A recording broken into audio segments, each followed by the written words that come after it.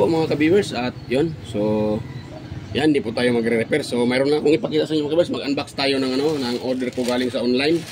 So ito siya mga ka-viewers. Malaki yung kanyang plastic. Laki ng plastic samantalang yung laman ay may lang naman. Hanggang dito lang yung laman. Ang plastic na pakalaki. So ito yung i-unbox natin ngayon mga ka-viewers. Ayan po. So nabili ko po ito sa Shopee. At ito po ay isang isang kapasitor ng electric fan. So yan. Yan, i-open natin ito mga ka-viewers para ang tawag dyan, makita natin kung sakto ba yung laman sa lalim at tama ba yung ating na-order. Ayun. So ito pala mga ka-viewers, na-order ko sa Kinmar shop. Ayan, Kinmar. Ayun. Yan, so ito yung laman niya. Napakalaki ng plastic. Ito lang pala yung laman. Kaguwang na. Laking laki-laki ng plastic. Ito lang yung laman.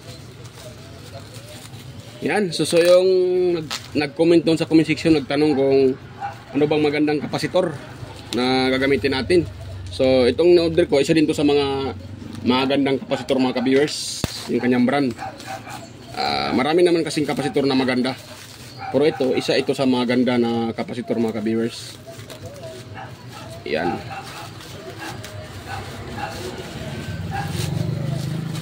Unbox natin to dahil yan. Katapos na natin mag-repair. So, yun. Unbox natin ito mga ka-viewers. Makita natin kung maganda ba yung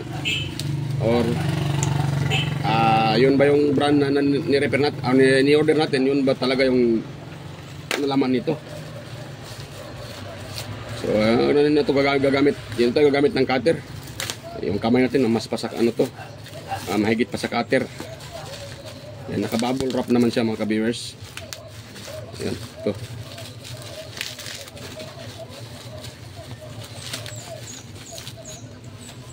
Palit kung kanilang kanilang tawag dito,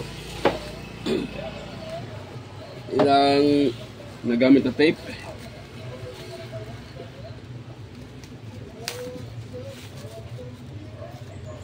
Yun.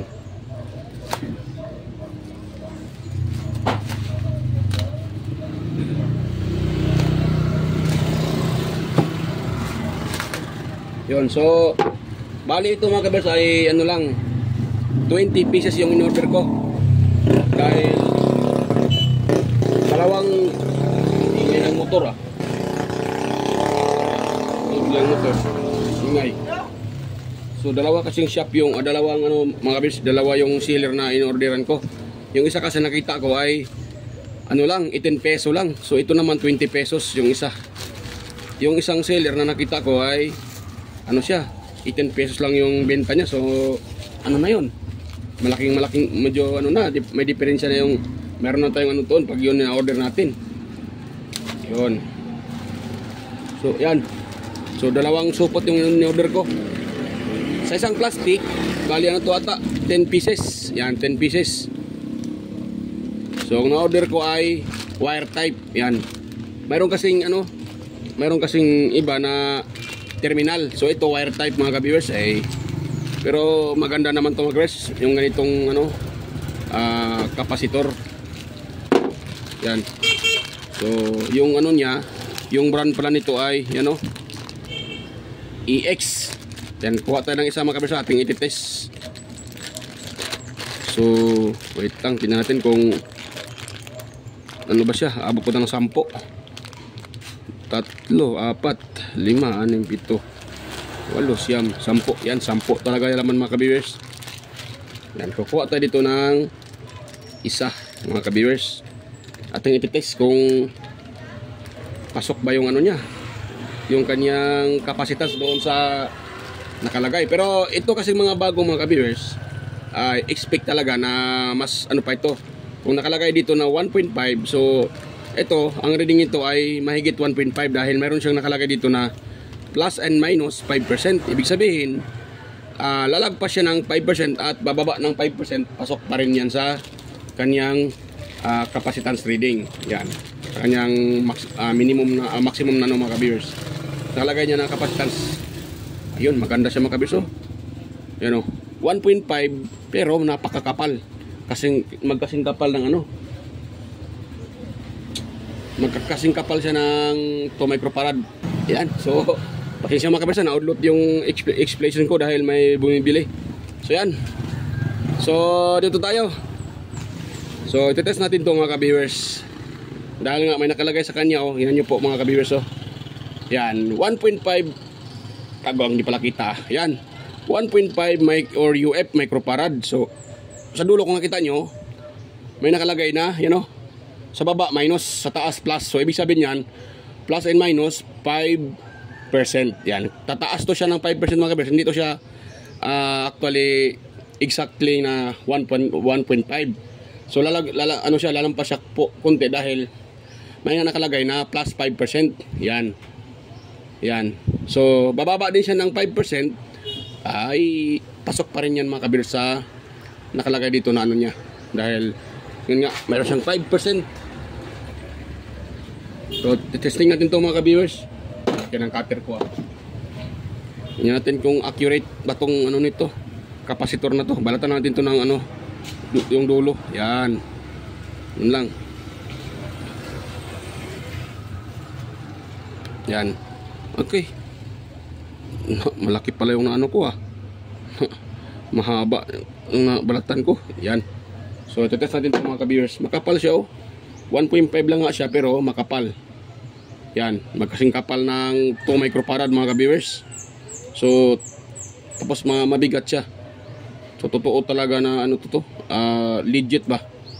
At itong mga ganitong brand ay ito talaga ginagamit ko rin sa mga sa mga ginamit ko dito sa bahay at sa mga repair ko.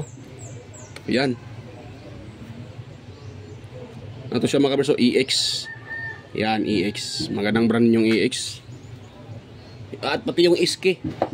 Maganda din yun mga ka-viewers, yung brand ng Iski. Maganda yun siya. So marami namang kapasitor na maganda. Magandang yung legit sa legit. Yan. So test natin sa mga ka-viewers. Ayun na ayun na mag-backlight ng aking tester Kagwang na, madumi na yung mga ka-viewers, ang kanyang tak sa ilalim. Kaya kailangan mo pang diinan. Kailangan ko na itong i-repair itong isa kong tester. Yung bago kasi yung kong tester ay ayun, nasibak yung kanyang itong test prod niya. Hindi kasi magkaiba kasi yung test prod doon kumpara nito. So kaya hindi ko muna ginagamit. Inoriginal ko muna uli ng test prod. Kagwang talaga.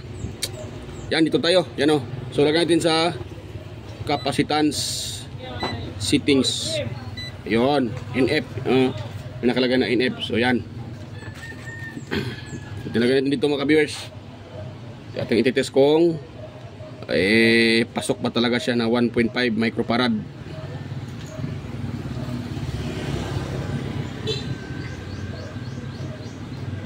Yan.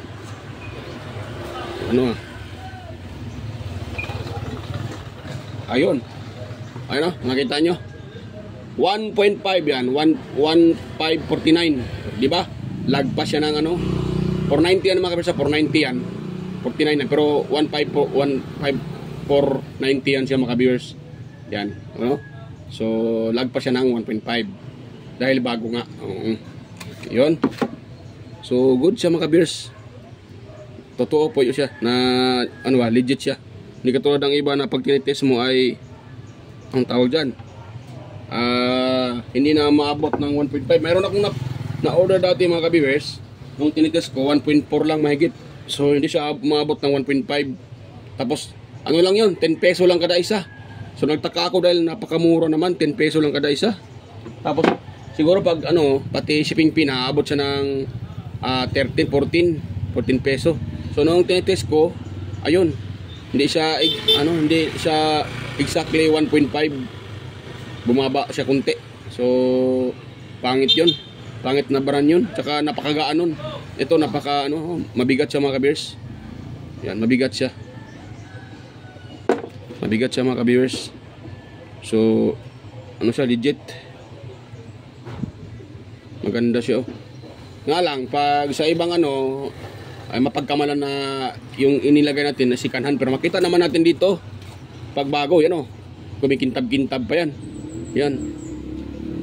Yan. So, hindi naman siguro magduda din yung nire-repair ko dahil minsan sa nagpaparepair dito, inabangan nila yung kanilang pinaparepair na electric fan. Kaya nakita din nila na kung anong piyesa nilagay ko. At isa pa dyan, nagbablog naman ako mga kabiyers, siyempre makita din nila doon sa video ko na yung kanilang pag kapasitor ng problema, bago yung inilagay ko na piyesa. Yan, para hindi tayo mapaghinalaan. Mahirap naman na paghinalaan tayo na yung kanilang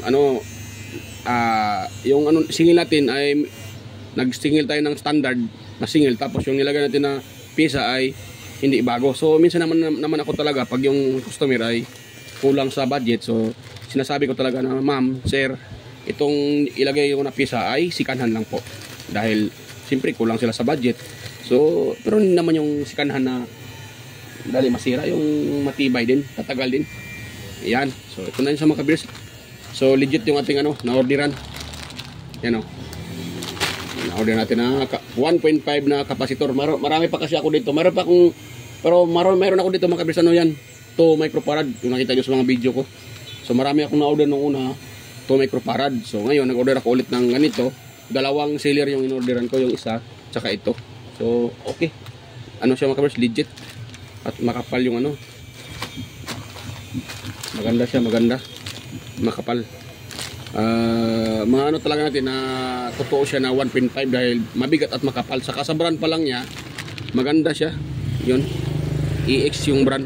So ito, subok ko na rin itong ganitong brand. Yan. Marami na kasi mga brand na sinusubukan ko. So may iba na mga kabiyers, tawag dyan, yung in-order mo, iba yung dumarating, hindi magkapareho. Siguro baka nagkamali lang yung sealer or ganun talaga, nagkamali na paglagay. Iba yung ilagay nila sa in-order natin. So, ganun talaga mga kabiyers. So yan mga kabiyers, okay na po. So na-testing ko na at okay naman yung kapasitor. Lagpas siya 1.5 microfarad. So yan, hanggang dito lang po yung video natin mga kabiyers. At yan, at sa nag-comment sa akin na anong magandang brand. So ito, at ito ay hindi po ito sponsor mga kabiyers. Ito po ay subok ko na talaga itong mga brand, yung brand na to. So ito po ang ma-recommend ko sa iyo, sir. Yung nagtanong sa akin,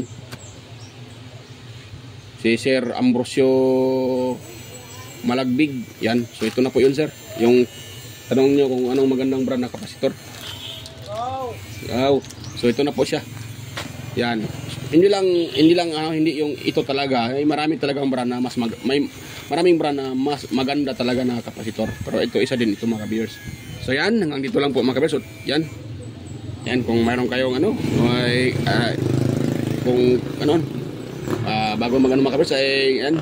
Sana wag yung kalimutang mag-subscribe mga viewers sa aking channel at yan, paki-share ng ating mga video kung inyong nagustuhan.